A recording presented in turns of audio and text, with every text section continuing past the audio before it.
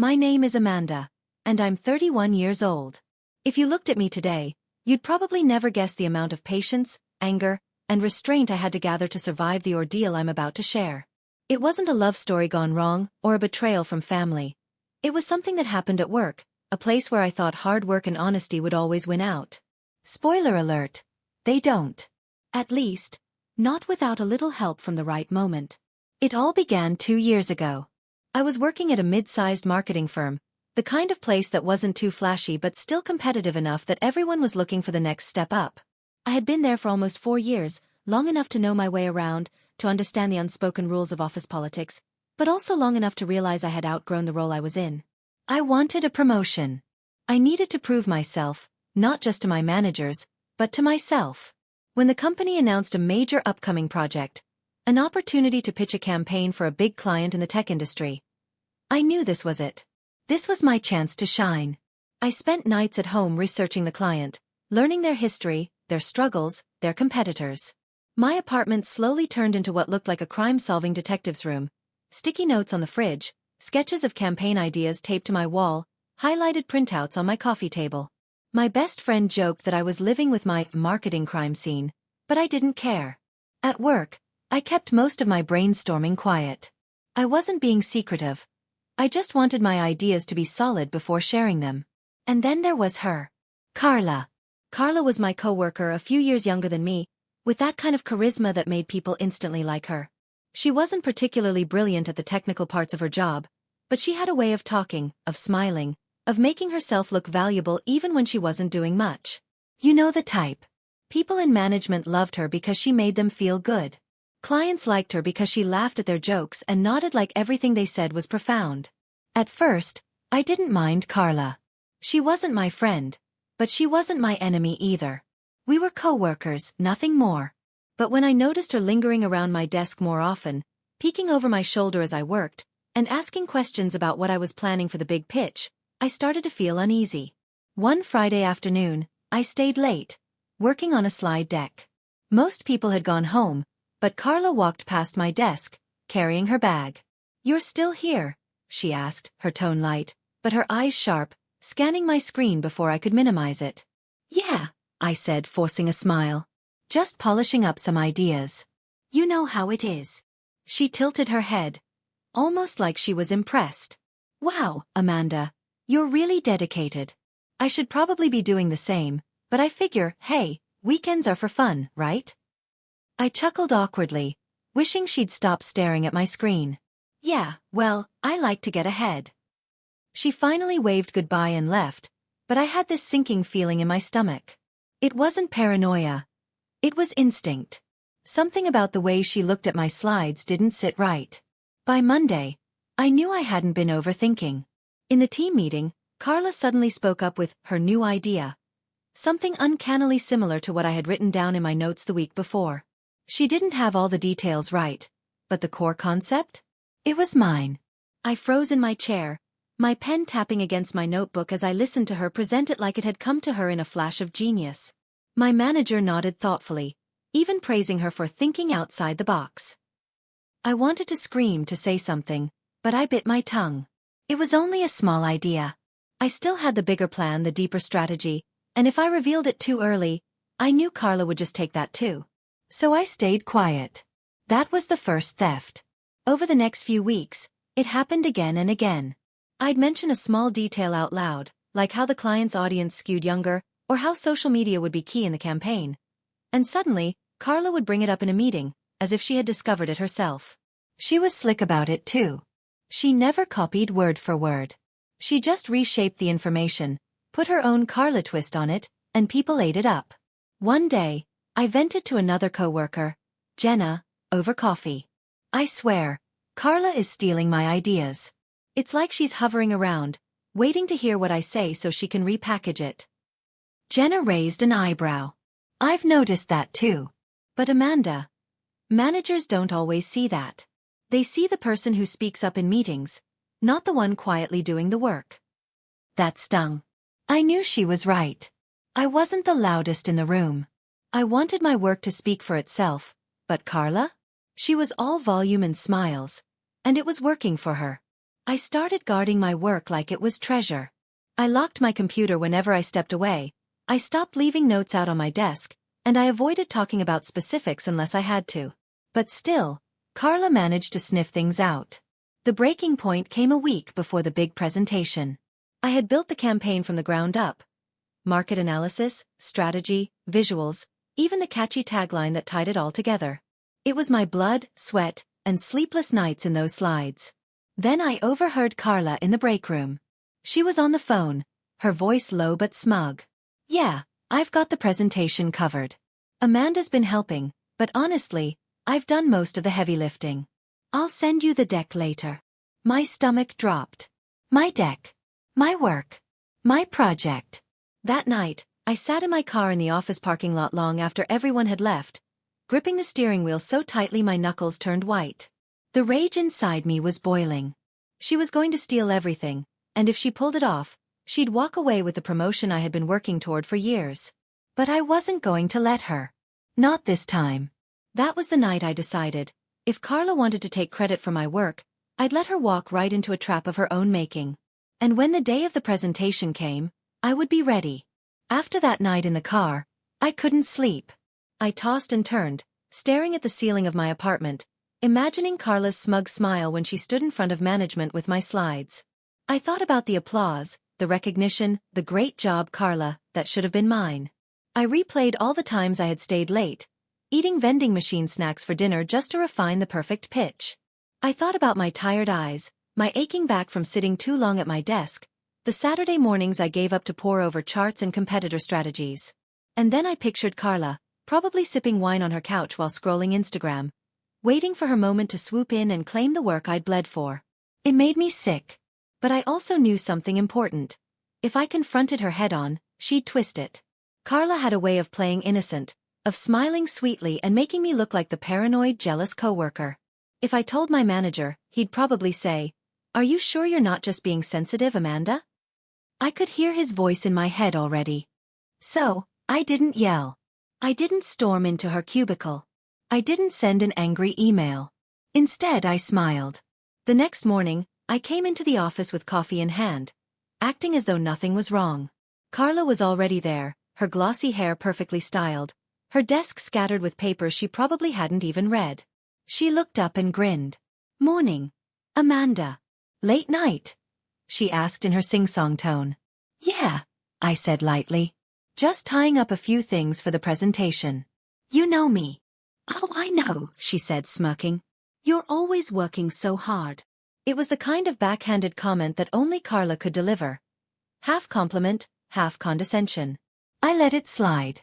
Over the next few days, I played my role perfectly. I continued to act as though Carla's behavior didn't bother me. When she accidentally walked past my desk too slowly, I pretended not to notice her glancing at my screen. When she asked, "So, what angle are you thinking for the intro?" I gave her just enough vague information to keep her hooked, but never the full picture. What she didn't know was that I had already prepared two versions of the deck. The first version, which I deliberately left vulnerable to her snooping, was polished but hollow. The ideas looked good on the surface, but they weren't strong enough to win over the client. They lacked the data, the depth, the spark that tied everything together. The second version, my true project, was the real masterpiece. That was the one I kept tucked away in a password-protected folder, accessible only from my personal drive. That was the one with the hard-hitting stats, the brilliant tagline, the emotional storytelling that I knew would wow the client. It was my ace in the hole. One evening, a few days before the big presentation, I caught Carla hovering by the copier, flipping through a few sheets of paper that weren't hers. She didn't notice me right away, and I watched as her eyes scanned the slides I had accidentally printed earlier that day, the decoy version. Her lips curved into a satisfied smile. I knew then that she had taken the bait. The next morning, Carla strutted into the office like she owned the place. She wore a bright red dress that screamed, "Look at me," and she carried herself with the confidence of someone who thought she was already the winner. At lunch, I overheard her talking to another coworker. "Oh, I've been working so hard on this presentation," she gushed. "I think management's going to be really impressed. Fingers crossed for that promotion, right?" The other coworker laughed politely, but I felt my blood boil. I gripped my fork so tightly I thought it might snap. But again, I stayed silent. I knew my time was coming. The night before the presentation, I barely slept again, but this time it wasn't from anger. It was from anticipation. I lay in bed rehearsing every detail, every word I would say. I imagined the look on Carla's face when she realized her stolen slides weren't enough. I pictured the confusion in management's eyes as they looked from her to me, wondering how she could have been so unprepared. I wanted that moment. I craved it.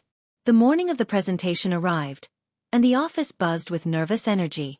People were adjusting their ties, sipping extra coffee, flipping through note cards. The conference room was set up with a long table, a projector, and rows of chairs along the back wall for the rest of the team. Carla sat near the front, her laptop open, her red dress shining under the fluorescent lights. She looked calm, confident, maybe even a little smug. When our manager, David, walked in with the client team behind him, Carla straightened her posture and flashed her brightest smile. "All right, everyone," David said, clapping his hands together. "Let's get started. Carla, you're up first." I almost laughed out loud. She really thought she was going to lead the presentation. She stood, smoothing her dress, and walked confidently to the front of the room. She plugged in her laptop and pulled up the decoy deck, the one she thought was gold but was really just glitter. "Good morning," Carla began, her voice smooth and rehearsed. "I'm excited to share our vision for your campaign today." I watched her click through the slides, each one polished but empty, each one missing the heart of the strategy. For the first few minutes, the clients nodded politely, their faces neutral. But soon, I noticed the shift. Their brows furrowed. They exchanged glances. One of them leaned over to whisper something to another. Carla's voice faltered ever so slightly. "And, this tagline here, we believe it really captures the essence of your brand." Silence. Blank stares. She cleared her throat, clicking nervously to the next slide. My heart pounded. This was it. The cracks were showing. David shifted in his chair, his eyes narrowing slightly as he looked at the screen. He wasn't smiling anymore. When Carla reached the final slide, the silence in the room was deafening. She stood there, clutching the remote, her confidence melting like ice under the sun. "Thank you," she said weakly. Any questions?" The client's lead representative spoke first. His tone was polite but firm. "I appreciate the effort, but honestly, this doesn't feel like it addresses our needs. Where's the supporting data? The audience analysis? The creative angle?" Carla froze, her mouth opening and closing like a fish gasping for air. David frowned. "Carla, did you work on this alone?" She stammered. I had some help, but yes, I put this together. That was my cue." I raised my hand calmly. "Actually, if I may," I said, my voice steady but strong, "I prepared an alternate version of the campaign that I think might address those concerns." All eyes turned to me. Carla's face went pale. David blinked. "You did?" "Yes," I said. I didn't want to overwhelm the client with too much at once, but since there are questions, I'd be happy to share what I've been working on. The client nodded eagerly. "Please do." I stood, plugging in my own laptop. My hands shook slightly, but not from fear. This was adrenaline, pure and sweet. As my slides lit up the screen, I launched into the presentation I had poured my soul into. And this time, the room leaned forward. Every statistic, every graphic, every carefully chosen word landed exactly as I had imagined. I saw nods of agreement, pens scribbling notes, even smiles spreading across the clients' faces. By the time I revealed the tagline, there were murmurs of approval around the table. "This is fantastic," the lead rep said, his voice filled with genuine enthusiasm. "This is exactly what we were hoping for." When I finished, the applause from the client side was real, warm, and undeniable. I glanced at Carla. Her face was pale, her lips pressed tightly together, her eyes filled with something between rage and humiliation. David looked between us, his expression unreadable before finally saying, "Well, I think it's clear whose work resonated today." I sat back down, my chest heaving with quiet triumph. The trap had worked. But the best part? The real revenge wasn't over yet. When the clapping faded and the client started asking specific next step questions, I felt a strange calm settle over me. It was the kind of calm you get after sprinting across the finish line and realizing you didn't fall. The client's excitement pulled David into a quick side conversation with them while shuffling through schedules and timelines. I sat there for a second and let it all sink in. The relief, the vindication, the sharp little satisfaction of watching someone else own the hollow space they'd built on my work. Carla didn't say anything. She didn't storm out or cry. She just sat frozen, staring at the screen like someone who'd been caught mid-theft. Later, she would say she felt humiliated. In that moment, she simply looked small. After the meeting, the client's lead rep came up to me in a way that made me blush. "Amanda," he said, shaking my hand. "That last deck, it's thoughtful, it's bold, and it answers questions we didn't even know we had. I'd love for you to lead implementation if possible." I remember the quiet pleasure of hearing that proposal. It was more than praise. It was opportunity. The manager, my chest tightened with relief and, yes, with a small sense of triumph at finally being recognized. David walked me to the small conference room where the client and team were gathering final notes. He put a hand over my shoulder and said quieter, "Amanda, that was excellent work. You handled yourself extremely well." There was a softness in his voice I hadn't heard before. A moment where professional distance blurred into genuine appreciation. I wanted to say 1,000 things in response. I did it because someone tried to steal it from me. I did it because I worked for it. I did it because I am tired of being invisible. But instead I smiled and said, "Thank you. I just wanted to give them something that would actually help." Outside the room, the atmosphere had shifted. People who had once nodded politely in my direction now made space for me in the hallway. Jenna gave me a thumbs up that made me want to laugh out loud. A junior associate I'd helped weeks earlier told the client how he'd used a piece of my preliminary research to brief the team. That small ripple felt marvelous. But while the validation was immediate and sweet, the fallout with Carla was unavoidable and more complicated than I expected. She asked to speak with me alone in the break room. I followed her to the narrow space by the coffee machine, heart thudding with a weird mixture of sympathy and wariness. "I'm so sorry, Amanda," she began. Her voice was thin, the bravado deflated. "I didn't mean for it to come out like that. I got in over my head." I folded my arms and looked at her. She was young, I reminded myself. She'd likely never thought seriously about consequences. "You knew what you were doing," I said. "You took what wasn't yours and tried to pass it off as yours." "I panicked," she said. "I thought I'd lose my chance. People notice the loud ones." She stopped, tears pressing at the corners of her eyes. For a moment, she looked exactly like a kid who had been found with their hand in the cookie jar. "I screwed up. I'm sorry." Words like sorry are easy to say. Actions are harder.